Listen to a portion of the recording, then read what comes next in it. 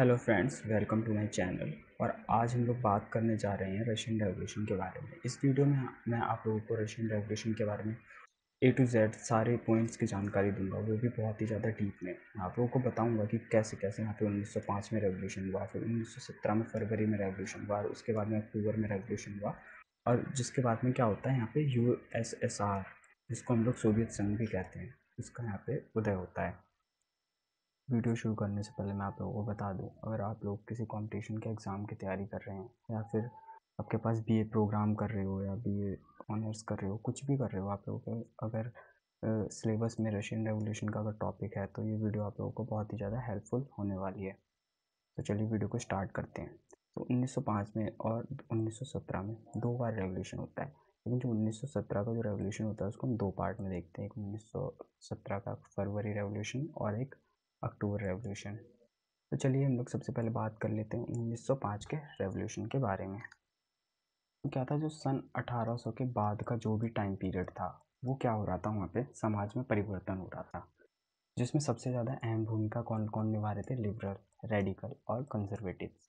तो लिबरल लोग देखे कौन थे? उदारवादी, इनको हम लोग हिंदी में कहते हैं। लिबरल लोग जो थे वो समाज में परिवर्तन के समर्थक थे। ये लोग चाहते थे कि सभी धर्मों को वहाँ पे समान जगह मिले और सभी को सम्मान मिले, और क्या हो, इसमें जो सरकार है वो नागरिकों की किसी भी मतलब जो होता है ना मौलिक अधिकार, उसका कोई भी हनन ना कर सके, मतलब उसको ना छीन सके। ये लोग लेकिन लोकतंत्रवादी नहीं थे। ये लोग ऐसा नहीं चाहते थे कि समाज में सभी लोगों को वोट देने का अधिकार हो या फिर लोगों द्वारा चुनी गई यहाँ पे सरकार आए, परंतु ये लोग क्या थे, समाज में सुधार चाहते थे। उसके बाद में हम लोग बात कर लेते हैं रेडिकल की।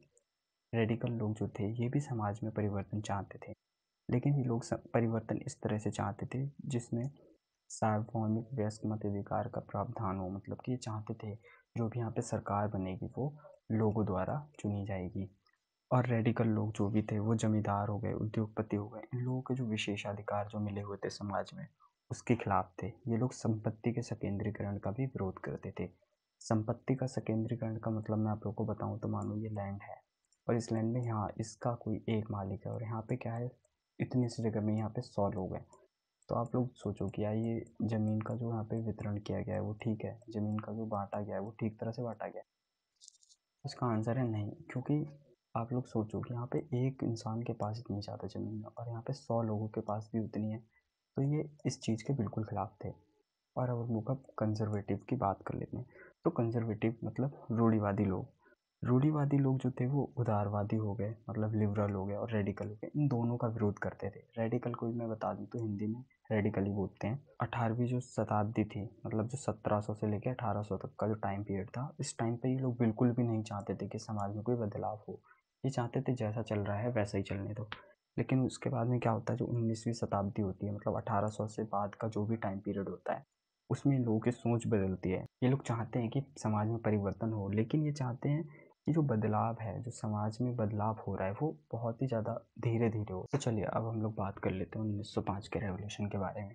तो सबसे पहले मैं आप लोगों को बताऊं कि जो 19वीं शताब्दी थी, मतलब 1800 से बाद का जो भी टाइम पीरियड था, उस समय क्या था, जो रशिया था उसमें 85% जो पॉपुलेशन थी वो एग्रीकल्चर पर डिपेंड थी, मतलब खेती बाड़ी करते थे।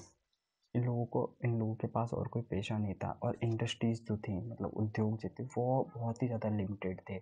और वो सबसे ज़्यादा जो थे वो सेंट पीटरबर्ग हो गया और मॉस्को, इन दो ही जगह पर जो थे वो, मतलब उद्योग बस इन्हीं दो जगह पे थे। तो एग्रीकल्चर जो थी इसकी इकोनॉमी वो बहुत ही ज़्यादा बड़ा योगदान देती थी, और 85% होने की वजह से यहाँ पे जो था एग्रीकल्चर, तो वो बहुत ज़्यादा बड़ी मात्रा में होता था। जिससे क्या हुआ कि लोगों ने अधिशेष का उत्पादन किया। अधिशेष का मीनिंग अगर मैं आप लोगों को बताऊं तो, जैसे कि मान लो कि अगर कोई किसान है, उसको अगर 1 कुंटल चावल की ज़रूरत है, वो 10-15 कुंटल उगा रहा है, तो उसको क्या करेगा, जो एक्स्ट्रा होगा उसको बेच देगा, जिससे उसे कुछ पैसा मिल जाए या फिर और कोई चीज़ को वो खरीद सके। तो ऐसा ही था रशिया। फिर यहाँ पे क्या होता है कि बहुत ही ज़्यादा बड़ा खाद्य पदार्थों का निर्यातक बन जाता है, और यहाँ पे जो इंडस्ट्रीज़ थी उस समय पर बहुत ही ज़्यादा कम थी। लेकिन जब 1890 का दशक आता है, मतलब 1890 से लेकर के 1900 तक का जो टाइम आता है, इसमें क्या होता है, रेल नेटवर्क बहुत ही ज़्यादा बड़ी मात्रा में बिछाया जाता है, मतलब रेलवे का यहाँ पे विकास हो रहा होता है। उसके साथ ही साथ इंडस्ट्रियल रेवोल्यूशन होने लगता है, और जो इंडस्ट्रियल रेवोल्यूशन होता है वो सबसे ज़्यादा कहाँ पे होता है, सेंट पीटर्सबर्ग और मॉस्को में, क्योंकि ये दोनों ही जो सिटीज़ थी जो सबसे ज़्यादा उस टाइम पे डेवलप थी। यहाँ पे क्या होता है फिर, जो लोग यहाँ पे देखिए लिमिटेड लोग रहते थे। अब एक साथ से जब इंडस्ट्रियल रेवोल्यूशन एक साथ से हुआ, बहुत सारे उद्योगों की यहाँ पे स्थापना होने लगती। फिर क्या था, यहाँ पे जो वर्कर्स थे, मजदूर जो थे, उन लोगों की यहाँ पे जाहिर है कि वहाँ पे कमी होगी। उसके बाद में क्या था, जो लोग जो गाँव में रहते थे उन लोगों ने क्या किया, यहाँ पे पलायन शुरू कर दिया। मतलब कि जो वर्कर्स थे जो शिफ्ट होने लगे सिटी की तरफ। कुछ ने यहाँ पे देखिए क्या किया कि कुछ लोग तो अपना क्या करा, गाँव का सब कुछ बेचा वाका और यहाँ पे जाके सिटी में अपना मकान खरीदा और यहाँ पे रहने लग गए। कुछ लोगों ने क्या किया, यहाँ पे मकान नहीं बेचा अपना, जा कर के यहाँ पे अपना मजदूरी करने लगे, किराए विराए पे रह के जैसे मर्जी। उसके बाद में क्या होता है, कुछ लोगों ने क्या करा, पूरी तरह से ही नाता तोड़ लिया था, और कुछ लोग जो थे वो सिटी से ही ऑलरेडी बिलोंग करते थे। उन लोगों ने क्या किया, इन इंडस्ट्रीज़ में काम करना स्टार्ट कर दिया। तो इसमें महिलाएं हो गए, बच्चे हो गए, सभी लोग जो थे वो इंडस्ट्रीज़ में यहाँ पे काम करना स्टार्ट कर देते हैं। और हम लोग अगर बात करें तो गांव में क्या था, गांव में जो देहात हो गया, जैसे जैसे हम लोग बोलते हैं देहात, गांव का एरिया था, वहाँ पे क्या था, सामंत हो गए, जो ऊंचे तबके के लोग हो गए, राजशाही हो गए, ऑर्थोडॉक्स चर्च हो गए, और कुलीन वर्ग हो गए। ये सब इन लोगों ने क्या करा था, अपना कब्जा जमा रखा था गाँव में। तो गाँव में जो भी फसल वसल, जो किसान जो भी काम करते थे वो इनके अंडर में ही काम करते थे। तो ऐसा भी था वहाँ पे कि जो वहाँ पे जो किसान थे वो बहुत ही ज़्यादा दुखी भी थे, तो इस कारण से भी क्या कर रहे थे, वो लोग सिटी में जा रहे थे ताकि उन लोगों की ज़िंदगी सुधर सके। देखो 1900 तक जो था, यहाँ पे बहुत सारे जो इंडस्ट्रीज़ थी वो डेवलप हो चुकी थी।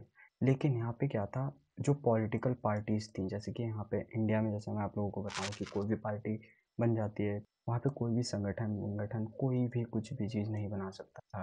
अगर कोई ऐसा करता था तो वहाँ पे जो वहाँ का जो शासक था, ज़ार निकोलस द्वितीय, ज़ार निकोलस सेकंड जिसको इंग्लिश में बोलते हैं, और वो ऐसा नहीं चाहता था कि उसके विरोध में कोई भी इंसान खड़ा हो या फिर कोई भी पार्टी उसके सामने आए। देखिए यहाँ पे 1900 तक तो यहाँ पे इंडस्ट्रियल रेवोल्यूशन हो रहा था, लेकिन 1898 में क्या होता है कि इतना ज़्यादा बड़ी मात्रा में यहाँ पे जब रेवोल्यूशन हो रहा होता है, उद्योग स्थापित हो रहे होते हैं, तो मजदूरों की देख रेख करने के लिए, मान लो उनके मजदूरों के मतलब उनके अधिकारों का हनन ना हो, ऐसा कुछ ना हो, उसके लिए यहाँ पे क्या होता है, Russian social democratic labour party का यहाँ पे गठन किया जाता है, जिसका उद्देश्य क्या होता है, मजदूरों की जो स्थिति होती है उसका सुधार करना। और ये पार्टी जो थी वो पूरी तरह से मज़दूरों के हित के लिए काम करती थी। देखिए यहाँ पे एक पॉइंट मैं आपको और बताना चाहूँगा, जो वर्कर्स थे, जब इन लोगों ने क्या किया था, सिटी की तरफ जाना स्टार्ट कर दिया, तो यहाँ पे क्या था, इन लोगों के रहने की व्यवस्था हो गई या साफ़ सफाई की यहाँ पे जो थी वो बहुत ही ज़्यादा बड़ी मात्रा में प्रॉब्लम खड़ी हो गई, क्योंकि एक साथ से लोग इतने सारे यहाँ पे सिटी में आ रहे थे और यहाँ पे इंडस्ट्रीज़ भी डेवलप हो रही थी। तो इससे क्या था, जो लिबरल लोग होते हैं, रेडिकल लोग, इन लोगों ने ना इस चीज़ों का बहुत ही ज़्यादा सपोर्ट किया। और ये लोग ऐसे लोग थे जो सामंत परिवार से जो बिलोंग करते थे, कुलीन वर्ग से जो बिलोंग करते थे, इनके पास बहुत पैसा, तो पैसे की इन लोगों के पास कमी नहीं थी। तो इन लोगों ने क्या करा, ये तो वैसे ही देखिए समाज में परिवर्तन चाहते थे, ठीक है, तो इन लोगों ने क्या करा, इन लोगों की हेल्प करना स्टार्ट कर दिया ताकि इन लोगों का इन्हें समर्थन मिल सके। देखिए ऐसे ही जब यहाँ पे डेमोक्रेटिक लेबर पार्टी का जब गठन होता है, तो सन 1900 में क्या होता है, सोशलिस्ट रेवोल्यूशनरी पार्टी का भी यहाँ पे गठन कर दिया जाता है विलेजेस में। तो जो विलेजेस में जो किसान होते थे, मजदूर होते थे, उन लोगों के लिए ये सोशलिस्ट रेवोल्यूशनरी पार्टी यहाँ पे गठित की जाती है। जो सोशलिस्ट रेवोल्यूशनरी पार्टी थी उसका देखो मैं एक और उद्देश्य बता दूँ, तो जो सामंतों के हाथ में जो किसानों की ज़मीन थी, जिस पर उन लोगों ने कब्जा कर रखा था, और काम तो देखिए सब किसान ही करते थे, तो ये पार्टी उन लोगों के लिए भी काम कर रही थी जो क्या करते थे, मतलब इन लोगों की मांग रखते थे, किसानों की मांग रखते थे, उनको जमींदारी प्रथा से आज़ाद कराने की कोशिश करते थे। तो उस पार्टी का ये भी एक बहुत बड़ा काम था। और जो Russian social democratic workers party जो थी, उसका देखिए उद्देश्य क्या था, वो मज़दूरों को संगठित करती थी और देश में जो था वो हड़ताल-वड़ताल इन सब कामों को अंजाम देती थी, ठीक है। तो जैसे मैंने भी आप लोगों को बताया कि वहाँ पे क्या था, लोग गांव से शहर में आकर के बस रहे थे और वहाँ पे इंडस्ट्रियल रेवोल्यूशन भी स्टार्ट हो गया था। तो देखो क्या होता है, 1904 में यहाँ पे क्या होता है, एक प्राइस हाइक हो जाता है इन एवरी सेक्टर, और जो सैलरी होती है वो 20% तक ड्रॉप कर दी जाती है। मतलब कहने का मतलब ये है कि 1904 का जो समय होता है वो मज़दूरों के लिए बहुत ही ज़्यादा बुरा साबित होता है, क्योंकि यहाँ पे क्या होता है, जो चीज़ें होती है, उपभोक्ता वस्तु होती है, खाद्य पदार्थ होते हैं, जो भी चीज़ होती है, उन सब में जो होता है बहुत ही ज़्यादा बड़ी मात्रा में जो कीमत होती है उनकी बढ़ा दी जाती है। और जो यहाँ पे जो वर्कर जो काम कर रहे होते हैं, उनकी सैलरी को यहाँ पे 20% कर कम कर दी जाती, मतलब जो भी इंडस्ट्रीज़ थी वो इन लोगों को 20% तक कम सैलरी देने लगी थी, जिससे क्या था इन लोगों की बहुत ही ज़्यादा, मतलब बहुत ही ज़्यादा इनकी जो दशा थी वो ख़राब होती जा रही थी। और देखिए यही कहीं न कहीं पे एक कारण बनता है जा कर के कि 1905 में जो होता है ये लोग विद्रोह कर देते हैं। तो देखो 1904 में ये लोग क्या करते हैं, जैसे जो मज़दूरों का जो संगठन होता है, वो जो रशियन सोशल वर्कर पार्टी जो मैंने आप लोगों को बताई थी पिछली बार में, वो क्या करती थी, मज़दूरों के लिए संगठन करती थी और हड़ताल-वड़ताल नियोजित करती थी। तो क्या होता है कि यहाँ पे जो 4 वर्कर होते हैं, जो क्या होता है आयरन मिल में काम कर रहे होते हैं। मतलब उद्योग था, एक फैक्ट्री थी, कारखाना था जिसमें ये लोग काम करते थे। इन लोगों ने क्या करा था, इस पार्टी को जॉइन कर लिया था।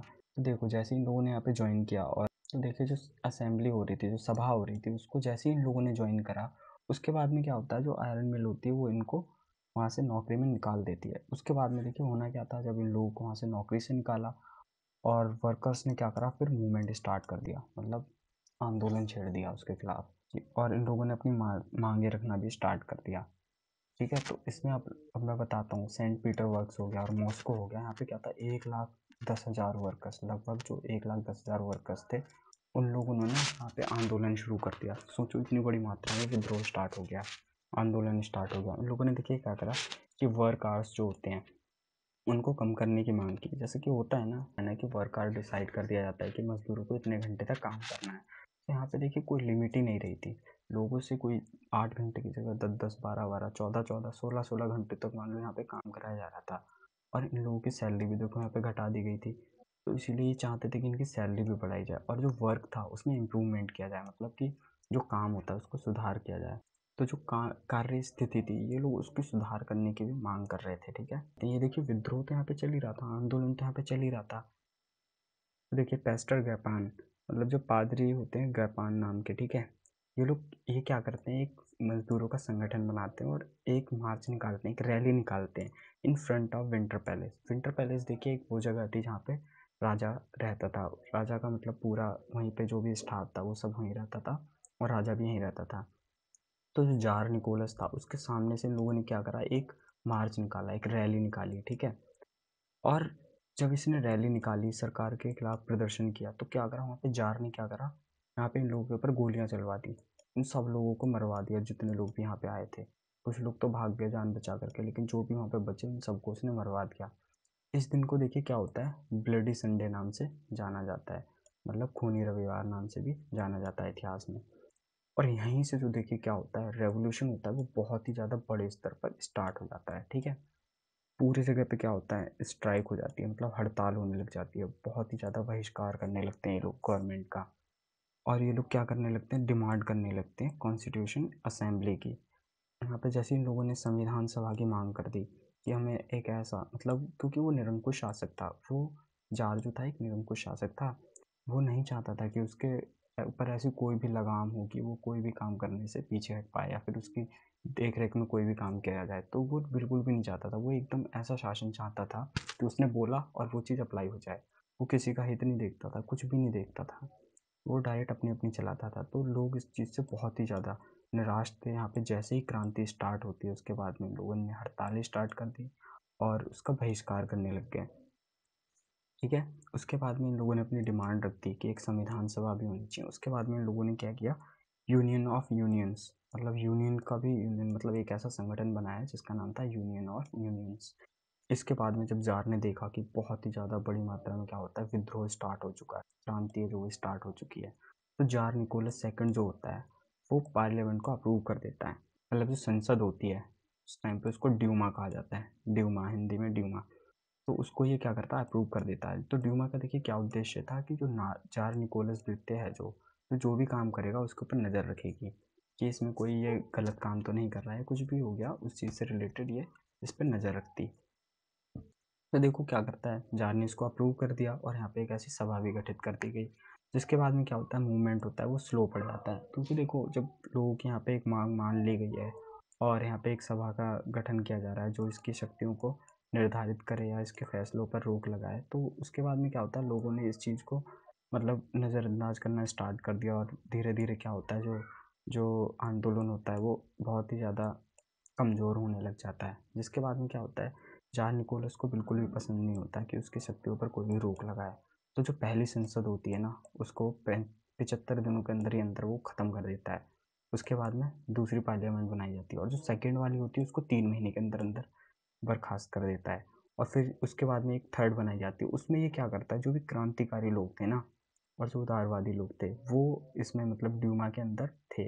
वो इसकी शक्तियों की वो रोक लगाते थे। तो ये क्या करता है, उन सबको भगा देता है असेंबली से और कानून में क्या करता है, फेरबदल करता है। जो भी कानून बनाया जाता है कि ड्यूमा में कौन लोग रहेंगे, उसके आधार पे क्या करता है, उसमें फेरबदल करके वहाँ पे कंजर्वेटिव लोगों को जो ड्यूमा होती है उसके अंदर ये बिठा देता है। मतलब एक वही हो गया कि कठपुतली की तरह अब ये पार्लियामेंट जो थी वो यहाँ पे काम कर रही होती है। उसके बाद में जो रूढ़िवादी लोग होते हैं वो क्या थे, वो तो पहले से ही जार निकोलस का मतलब साथ ही देंगे एक तरह से, क्योंकि वो तो बिल्कुल भी समाज में सुधार नहीं चाहते थे। तो जो लिबरल्स थे और रेवोल्यूशनरी लोग थे, उन लोगों को इसने क्या करा, इस सभा से भगा दिया उसने एक तरह से। ठीक है, तो 1905 का जो रेवोल्यूशन था, देखिए वो इतना ही था। मतलब आप लोगों से अगर इसमें, अब मैं उम्मीद करता हूँ कि आप लोगों से अगर इससे कोई भी क्वेश्चन पूछा जाएगा तो आप लोग इसका आसानी से जवाब दे पाओगे। तो देखो, अब हम लोग बात कर लेते हैं 1917 के रेवोल्यूशन के बारे में। इसमें हम लोग पहले जानेंगे कि ऐसा क्या हो रहा था जिसके कारण कि ऐसे रेवोल्यूशन की स्टार्टिंग दोबारा हो जाती है। तो देखो, फर्स्ट वर्ल्ड वॉर जैसा आप लोग जानते हो 1914 में स्टार्ट हो गई थी। ठीक है, इसमें क्या था, जर्मन ऑस्ट्रेलिया हो गया और टर्की हो गया। मतलब जर्मनी ऑस्ट्रिया टर्की एक साइड थे और एक साइड थे फ्रांस ब्रिटेन रशिया। बाद में इटली विटली ने भी इसमें ज्वाइन कर लिया था। तो वो हमें इसमें वर्ल्ड वॉर के बारे में ज़्यादा नहीं जानना है, बस इतना याद रखना है कि इन दोनों के बीच में क्या था, एक वर्ल्ड वॉर की स्टार्टिंग हो चुकी थी। तो देखो, उस टाइम पे मैं आप लोगों को इसका थोड़ा सा बता देता हूँ कि 1914 में जब वर्ल्ड वॉर स्टार्ट हुई थी तो उस टाइम पे देखो क्या था, टेक्नोलॉजी जो थी ना बहुत ही ज़्यादा बड़ी मात्रा में विकसित हो चुकी थी। तो जो भी देश थे, जो भी लोग थे, वो ये सोचते थे जो भी युद्ध शुरू हो रहा है वो बहुत ही जल्दी ख़त्म हो जाएगा। और जो रशिया था, ब्रिटेन था, फ्रांस था, इन लोगों की टेक्नोलॉजी भी बहुत ही ज़्यादा डेवलप थी। ये लोग ऐसा सोचते थे कि ये जर्मनी ऑस्ट्रिया इन जैसी कंट्रीज़ को 2 मिनट में हरा देंगे। ये चाहते थे, ये मतलब जानते थे कि 2-4 दिन में युद्ध ख़त्म हो जाएगा। लेकिन जो जर्मनी था, टेक्नोलॉजी के मामले में बहुत ही ज़्यादा आगे था उस टाइम पे। तो ये भी ऐसा ही सोचता था। लेकिन क्या होता है, ये सोच करके तो इन लोगों ने स्टार्ट कर दिया विश्व युद्ध कि ये जल्दी ख़त्म हो जाएगा। ठीक है, लेकिन ऐसा नहीं होता है। यहाँ पे क्या था, जो युद्ध था वो बहुत ही ज़्यादा लंबा खिंच जाता है। जैसा आप लोग जानते हो 4 साल तक युद्ध चलता है। तो क्या होता है कि जब युद्ध की मतलब शुरुआत होती है ना, तो लोग जो क्या करते हैं, वो जार निकोलस का ना बहुत ही ज़्यादा मतलब सपोर्ट करते हैं कि हाँ हमारा देश जीत रहा है, हमारा देश लड़ाई कर रहा है, ये वो। तो ये जार होता है, उसको शुरुआत में बहुत ही ज़्यादा पब्लिक का सपोर्ट मिलता है। और जब युद्ध शुरुआत हो गया तो जर्मन जो होता है ना, उसके लिए एक जर्मन लोगों के लिए, जर्मनी के लिए बहुत ही ज़्यादा हेट इन लोगों के जो अंदर है वो पैदा होने लगती है। जो भी रशियन लोग थे, तो इन लोगों ने क्या करा था, सेंट पीटरबर्ग्स जो नाम था उसको बदल करके पेट्रोग्राद कर दिया। क्योंकि जो सेंट पीटरबर्ग्स जो नाम था वो एक जर्मन नाम था। ठीक है, तो याद रखना यहाँ पे जो ये होता है ना, उस टाइम ये कैपिटल भी होता है रशिया का। ठीक है, इसका नाम जो होता है वो पेट्रोग्राद कर दिया जाता है। अब 1914 से 16 तक क्या होता है कि जो रशिया होता है उसको जर्मनी से बहुत ही ज़्यादा हार का सामना करना पड़ता है। तो आप लोगों को पता होगा उस टाइम पे जो रशिया था वो बहुत ही ज़्यादा बड़ा था और जर्मनी का भी बहुत सारा एरिया था। जो बाल्कन कंट्रीज़ थी वो भी उस टाइम पे नहीं एग्जिस्ट करती थी। तो वर्ल्ड का मैप भी कुछ अलग ही था। ठीक है, तो अभी जैसा वर्ल्ड का मैप है तो जर्मनी आप लोग देखोगे तो यहाँ पे है और रशिया का जो बॉर्डर है कम से कम इतना दूर हो गया है। लेकिन उस टाइम पे क्या था, रशिया का बॉर्डर ये रहा और जर्मनी का बॉर्डर ये था। मतलब दोनों आपस में ऐसे थे जैसा हमारा हिंदुस्तान और पाकिस्तान का बॉर्डर है। तो ऐसे यहाँ पे क्या था, जो रशियन फोर्सेस थी और जर्मन फोर्सेस थी, इनके बीच में लड़ाई चल रही थी। तो क्या होता है, 1914-16 तक बहुत बड़ी मात्रा में रशिया को जो होती है ना वो हार झेलनी पड़ती है। जब जार की सेना हारने लग गई तो क्या होता है कि देश के अंदर भी जार का ना विरोध होना लग जाता है। यहाँ पे देखिए एक और बात हो जाती है। एक तो यहाँ पे लोग वैसे ही परेशान थे कि युद्ध चल रहा है। ठीक है, लोगों ने तो पहले ही सोचा था युद्ध जल्दी ख़त्म हो जाएगा। वो एक तो इस चीज़ से चिंतित थे कि मतलब 2 साल हो गए थे, युद्ध चलते जा रहा था। तो देखो यहाँ पे युद्ध जो था वो बढ़ते जा रहा था। जो इकोनॉमी थी वो कोलैप्स होते जा रही थी पूरी तरह से। मतलब धीरे धीरे करके बर्बाद होते जा रही थी, क्योंकि जितने भी संसाधन थे वो सारे क्या थे, युद्ध में लगाए जा रहे थे। और ऊपर से रशिया को जो था वहाँ पे हार भी झेलनी पड़ रही थी। तो जिससे क्या होता है, लोगों के मन में ना उसके खिलाफ ना, जार के खिलाफ क्या होता है, विरोध होने लग जाता है। मतलब ऐसी भावना आने लग जाती है कि जार है जो वो किसी काम का नहीं है। तो उसके बाद में क्या करता है, जो ड्यूमा होती है उसको ये पूरी तरह से बर्खास्त कर देता है, जार उसको ख़त्म कर देता है। उसमें पहले तो देखो इसने अपनी कठपुतली सरकार बना ली थी उसके अंदर, लेकिन अब ये उसको पूरी तरह से ख़त्म कर देता है और पूरा एक तरह से निरंकुश शासक बन जाता है, जो इसके मन में आता है वही करता है। और जब 1917 जब तक आया, 1917 आते-आते तक क्या था, 70 लाख लोग यहाँ पे मर चुके थे। अब सोचो कितनी ज़्यादा बड़ी संख्या में लोग मरे थे यहाँ पे। और यहाँ पे देखो जो इन्हें हार जो झेलनी पड़ रही थी ना, तो देखो इन लोगों के बॉर्डर एक साथ मिलते थे। तो देखो रशिया के पास में यहाँ पे क्या था, खेत हो गए, इन मतलब जो बिल्डिंग्स हो गई, यहाँ पे कुछ कुछ बिल्डिंग्स बनी हुई थी और यहाँ पे खेती वेती होती थी, ठीक है। जिससे क्या था कि देश में मतलब खाद्य पूर्ति की जाती थी। तो क्या था, इन लोगों को ऐसा लगा कि रशिया को तो देखो वैसे ही हार झेलनी पड़ रही थी उस टाइम पे, वो बात अलग है कि बाद में रशिया जो था यहाँ पे, जो इन लोगों की यहाँ पे जीत हो जाती है फर्स्ट वर्ल्ड वॉर में। लेकिन मैं आप लोगों को यहाँ पे 1916 तक की बात बता रहा हूँ, ये भी याद रखना, क्योंकि 1917 में क्या था, अमेरिका भी इन लोगों की साइड में आ गया था, ठीक है। जिसके बाद में क्या था, in Germany, Austria, Turkey Varkey को बहुत ही ज़्यादा बुरी तरह से हार गई थी। लेकिन मैं आप लोगों को इस टाइम की बात बता रहा हूँ, तो यहाँ पे क्या था, जो सेना जब यहाँ पे पीछे हटने लगी ना रशिया की, तो सेना ने क्या करा, यहाँ पे सारे खेतों को नष्ट कर दिया, जो भी फसल थी वो नष्ट कर दी। और तो और यहाँ पे जो इमारतें थी उनको तोड़ दी, ताकि क्या हो, जर्मनी सैनिकों यहाँ पे इन्हें छिपने की जगह ना मिल पाए, ठीक है। जिससे क्या हुआ, यहाँ पे देखो एक तो वैसी अर्थव्यवस्था थी जो पूरी चौपट होते जा रही थी। अब जब इन लोगों ने खेती वेती बर्बाद कर दी यहाँ पे, उसके बाद में क्या हो गया, यहाँ पे खाद्य पदार्थों की कमी पड़ने लग गई, ठीक है। लिमिटेड यहाँ पे इंडस्ट्रीज़ थी। उसके बाद में क्या था, मान लो जो छोटे छोटे उद्योग थे या बड़े उद्योग थे, वो आप लोगों को पता ही है कि सेंट पीटरबर्ग हो गया और मॉस्को, इन्हीं तो जगह पे थे। और उसमें भी क्या था, जब वहाँ पे जो यूथ था, मतलब जो युवा थे, जो वर्कर्स थे, उन लोगों को जो भी हट्टे कट्टे थे, उन लोगों को क्या करा जाता है, वॉर में भेजा जाता है लड़ने के लिए। उसके बाद में यहाँ पे क्या कर हो गया, वर्कर की शॉर्टेज पड़ गई, तो जो इंडस्ट्रीज जो थी वो भी यहाँ पे धीरे धीरे ठप होने लग गई थी, ठीक है। और यहाँ पे जो इमारतें तोड़ी गई थी और जो खेती का जो विनाश किया गया था, इसके कारण क्या होता है, 30 लाख लोग, सोचो 30 लाख लोग यहाँ पे क्या होते हैं, शरणार्थी बन जाते हैं आगे चल के। उसके बाद में देखो वहाँ पे उद्योग भी ठप होने लगते हैं, जो रेलवे लाइन वहाँ पे जो विकसित की जा रही थी वो भी धीरे धीरे टूटने लगती है, मजदूरों की कमी हो जाती है। उसके बाद में देखो क्या होता है, अनाज की ना वहाँ पे किल्लत पैदा हो जाती है, क्योंकि देखो खाने पीने की वस्तुएं वैसी कम थी, और जो बचा कुचा अनाज था वो सैनिकों को भेजा जा रहा था, जिससे कि क्या था कि सेना कम से कम लड़ तो सके। इसी वजह से वहाँ पे क्या होता है, जो रोटी वोटी की जो दुकानें हो गई, अनाज की जो दुकानें हो गई, इनमें बहुत ही ज़्यादा लंबी लंबी लाइन लग जाती है। अब देखो मैं यहाँ पे बात करेंगे 1917 का, जो फरवरी में रेवोल्यूशन हुआ था, ठीक है। 1917 की जो क्रांति थी वो दो प्रकार से हुई थी। सबसे पहले जो हुई थी फरवरी में हुई थी। तो मैं आप लोगों को यहाँ पे एक चीज़ बताना चाहूँगा, देखो एक नेवा रिवर थी यहाँ पे, ठीक है। ये था इसका राइट पार्ट, ये है इसका लेफ्ट पार्ट, ठीक है। तो जो लेफ्ट पार्ट था वहाँ पे रेजिडेंशियल एरिया था, विंटर पैलेस था। और जो लेफ्ट एरिया था उसमें वर्कर थे, वहाँ पे क्वार्टर थे, वर्कर जहाँ पे रहते थे, इंडस्ट्रीज थी, ठीक है। यहाँ पे जब देखो क्या होता है कि रोटी वोटी की, अनाज की किल्लत होती है, महंगाई बढ़ने लग गई, यहाँ पे खाद्य पदार्थों की कमी होने लग गई। उसके बाद में क्या था, यहाँ पे बहुत ही ज़्यादा इस टाइम पे क्या होता है, कोहरा भी पड़ता है, भीषण कोहरा, बर्फबारी। इसके कारण क्या होता है, यहाँ पे ठंड भी ज़्यादा होने लगती है। वो खाने पीने की चीज़ें हो गई और सामान जो भी हो गया, उसकी शॉर्टेज पड़ने लगी वर्कर्स के लिए, मजदूरों के लिए। फिर उसके बाद में क्या होता है, देखो जब ऐसा होता है तो ये लोग क्या करते हैं, फिर से यहाँ पे आंदोलन स्टार्ट कर देते हैं, हड़तालें करने लग जाते हैं। एक जैसी 22 फरवरी को क्या होता है, एक कंपनी में ना वर्करों ने हड़ताल करी होती है।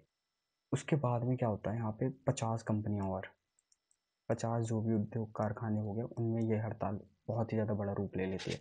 कुछ में क्या होता है, जो महिलाएं होती हैं, वीमेंस जो होती हैं, वो हड़ताल का नेतृत्व कर रही होती हैं। इसी वजह से इस दिन पे इंटरनेशनल वुमेंस डे भी मनाया जाता है। इसी दिन से क्या होता है, इंटरनेशनल वुमेंस डे भी मनाया जाता है। लेकिन इस टाइम पे देखो एक चीज़ ध्यान रखना, फरवरी में जो रेवोल्यूशन हुआ था उसमें जो पॉलिटिकल पार्टीज थी वो इन्वॉल्व नहीं थी, मतलब इन लोगों का इनको साथ नहीं मिल रहा था, ठीक है। कहीं न कहीं इन लोगों का आंदोलन, तो देखिए जब कोई नेतृत्व करने वाली नहीं थी पार्टी, तो यहाँ पे कुछ ना कुछ तो कमजोरी रहेगी आंदोलन में। उसके बाद में क्या होती है, सरकार जो होती है वो कर्फ्यू को आयोजित कर देती है, मतलब कर्फ्यू अप्लाई कर देती है पूरे स्टेट में, ठीक है। उसके बाद में जैसे कर्फ्यू लगाया और मूवमेंट पे वीक पड़ जाता है, लोग जो होते हैं ना एकत्रित, वो सब इधर उधर भागने लग जाते हैं। लेकिन ये कर्फ्यू से इन लोगों को फर्क नहीं पड़ता, 24 तारीख हो गई, 24 तारीख से क्या होता है, फिर से इकट्ठा होना स्टार्ट कर देते हैं। मतलब देखो जार ने क्या था, जो ड्यूमा थी उसको बर्खास्त तो वैसे ही कर दिया था, ठीक है। उसके बाद में क्या होता है, पीपल जो मतलब लोग जो होते हैं वो कर्फ्यू लगाने की वजह से और ज़्यादा भड़क जाते हैं और वो क्या कर देते हैं, अटैक कर देते हैं। पुलिस स्टेशन हो गया या कोई भी सरकारी दफ्तर दिखता था उस पर अटैक कर देते थे, ठीक है, वहाँ पे हमला कर देते थे इस आंदोलन के अंदर। लेकिन क्या था, जार ने भी यहाँ पे देखो कोई कमी नहीं छोड़ी, आंदोलन को कुचलने के लिए उसने क्या करा, यहाँ पे सैनिक लगा दिए, घुड़सवार सैनिक लगा दिए, पुलिस को इकट्ठा कर दिया ताकि ये क्या करे, आंदोलन को कुचले। ठीक है, जैसे यहाँ पे कर्फ्यू अप्लाई किया था, लोग यहाँ पे तितर बितर हुए थे, वो भी इसी कारण से होते क्योंकि जो सरकारी जो अफसर थे, पुलिसकर्मी थे, घुड़सवार थे, इन लोगों ने इनको भगा दिया था यहाँ से। ठीक है, तो ये फिर से स्टार्ट हो जाता है। यहाँ पे देखिए ये लोग मांग क्या कर रहे होते हैं, मांग कर रहे होते हैं खाने पीने की चीज़ों की, वर्क आवर्स को लेकर के, क्योंकि देखो जब मज़दूरों की कमी पड़ी तो जो बच्चे कुछ मज़दूर थे इन्हीं लोगों से सबसे ज़्यादा काम लिया जा रहा था। वो इनकी लिमिट ही नहीं थी कितना इन लोगों से काम कराया जा रहा था, सैलरी इन लोगों की बहुत ही ज़्यादा कम थी, वेतन इनका बहुत कम था, वर्क में इम्प्रूवमेंट की ज़रूरत थी। ठीक है, कार्य स्थिति में इन्हें सुधार की ज़रूरत फिर से पड़ रही थी। ऐसे करते करते क्या होता है, ये अपनी ऐसी मांगे रखते रहते हैं।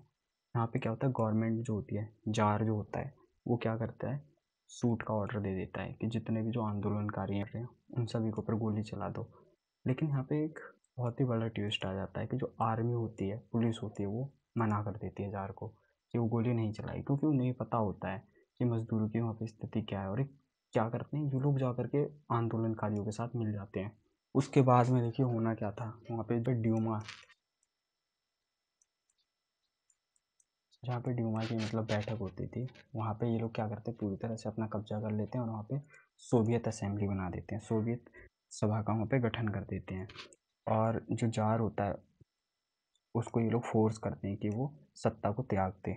तो देखो जैसी आर्मी जो होती है वो क्रांतिकारियों के साथ में मिलती है, उसके बाद में क्या होता है, सोवियत असेंबली बना ली जाती है, और जहाँ पे ड्यूमा की बैठक होती थी वहीं पे ये क्या करते हैं, अपनी असेंबली को इकट्ठा करते हैं और वहाँ पे क्या करते हैं, प्रोविजनल गवर्नमेंट का निर्माण कर देते हैं। देखिए प्रोविजनल गवर्नमेंट देखिए कैसे बनती है उसका मैं बता देता हूँ। जैसे ही देखिए ये क्या करते हैं, जो कमांडर होते हैं आर्मी के और जो क्रांतिकारी होते हैं वो मिल करके जाते हैं जार के पास में, जो जार निकोलस होता है, उससे जाकर के लोग कहते हैं कि सरेंडर कर दो और सत्ता को छोड़ दो। तो जार क्या करता है, 2 मार्च को अपनी सत्ता को छोड़ देता है, रिजाइन कर देता है। उसके बाद में प्रोविजनल गवर्नमेंट देखिए ऐसी गवर्नमेंट होती है जो कुछ लोगों की सहमति से बना ली जाती है। तो जैसे ही यहाँ पे प्रोविजनल गवर्नमेंट बनाई जाती है, उसके बाद में ये लोग तय करते हैं कि जो सोवियत जो भविष्य होगा वो यूनिवर्सल अडल्ट सफरेज गवर्नमेंट पर आधारित होगा, सार्वभौमिक वयस्क मताधिकार पर आधारित होगा। अर्थात कि जो यहाँ पे सरकार चुनी जाएगी वो लोगों के वोटों द्वारा चुनी जाएगी। ऐसा नहीं है कि एक ही वंश का शासन होगा या ऐसा कुछ। तो ऐसा इन लोगों ने यहाँ पे तय किया था और यहाँ पे एक अंतरिम सरकार बना ली थी जो इसको रूल करती, जब तक कि यहाँ पे कोई भी ऐसी सरकार नहीं बना ली जाती जो सार्वभौमिक वयस्क मताधिकार पर आधारित हो। अब देखो जैसे क्या होता है कि फरवरी में देखिए क्रांति होती है, उसके बाद में क्या होता है, अप्रैल में जो लेनिन होता है, देखो मार्च में इन लोगों ने क्या करा था, अंतरिम सरकार बना ली थी, लेकिन अप्रैल 1917 में क्या होता है, जो लेनिन होता है ना, लेनिन, वो यहाँ पे वापस आ जाता है। देखिए तो वॉल्शेविक जो थी वो एक पार्टी थी जो क्या थी, वो शुरू से ही वॉर के सपोर्ट में नहीं थी, वो नहीं चाहती थी कि रशिया जो है वो मतलब विश्व युद्ध में भाग ले और कोई भी ऐसी वॉर को छेड़े। जिसमें क्या होता है, जैसे लेनिन आते हैं वापस, उसके बाद में लेनिन क्या कहते हैं कि वॉर को ख़त्म करो, लैंड का रीडिस्ट्रीब्यूशन करो और नेशनलाइजेशन ऑफ बैंक करो, मतलब कि वॉर को ख़त्म कर दो और जो भूमि है उसका पुनर्वितरण कर दो। ऐसा नहीं है कि जो पहले एक ही व्यक्ति के पास में, जैसे मैंने आप लोगों को बताया था कि एक के पास में यहाँ पे इतना सारा क्षेत्र है और एक उनके छोटे छोटे लोगों के पास में इतना सा क्षेत्र है। ये चाहते थे कि सब पूरे समाज का इस पूरी ज़मीन पर मतलब अधिकार हो, किसी एक का ना हो। तो और ये चाहते थे कि जो नेशनलाइजेशन बैंक हो, मतलब बैंकों का राष्ट्रीयकरण हो जाए। और ये यहाँ पर ये भी बात कहते हैं कि वॉल्शेविक पार्टी का नाम है जो, उसको बदल करके कम्युनिस्ट पार्टी रख देना चाहिए। देखो अब मैं यहाँ पे एक बात आप लोगों को बता देता हूँ, जो प्रोविजनल गवर्नमेंट थी ना, उसके अंदर क्या था, सैनिक, भूस्वामी, उद्योगपति, ये सबसे ज़्यादा लोग जो, ये लोग जो थे सबसे ज़्यादा प्रभावित थे, मतलब इन लोगों का प्रोविजनल गवर्नमेंट पे ज़्यादातर अधिकार था और ये लोग ये चाह रहे थे कि जल्दी से जल्दी क्या हो, एक सरकार का गठन किया जाए। तो देखिए वहाँ पे इन लोगों ने डिसाइड किया था कि सार्वभौम वयस्क मताधिकार के आधार पे ये लोग सरकार को चलाएंगे, ठीक है। तो जो भी उदारवादी लोग थे, समाजवादी लोग थे, वो जल्दी से जल्दी ये क्या चाह रहे थे कि सरकार का यहाँ पे गठन हो जाए। देखिए यहाँ पे टाइम तो हो गया था क्योंकि मार्च में इन लोगों ने अपनी गवर्नमेंट बना ली थी, ठीक है। तो लोगों ने इन लोगों का सपोर्ट भी किया था क्योंकि इन लोगों को जार के शासन से आज़ादी मिल रही थी। लेकिन फिर क्या होता है देखिए, जैसे-जैसे टाइम बीतता है, मज़दूर जो लोग होते हैं उनकी कोई भी प्रॉब्लम सॉल्व नहीं हो पाती है। उसके बाद में वो लोग क्या करते हैं, अगेन जो होता है वो मूवमेंट स्टार्ट कर देते हैं, आंदोलन शुरू कर देते हैं। तो ये देखिए फिर क्या होता है, यहाँ पे जैसे ही आंदोलन शुरू होता है उसके बाद में जो प्रोविज़नल गवर्नमेंट होती है, अंतरिम सरकार जो होती है वो कमज़ोर बनने लग जाती है।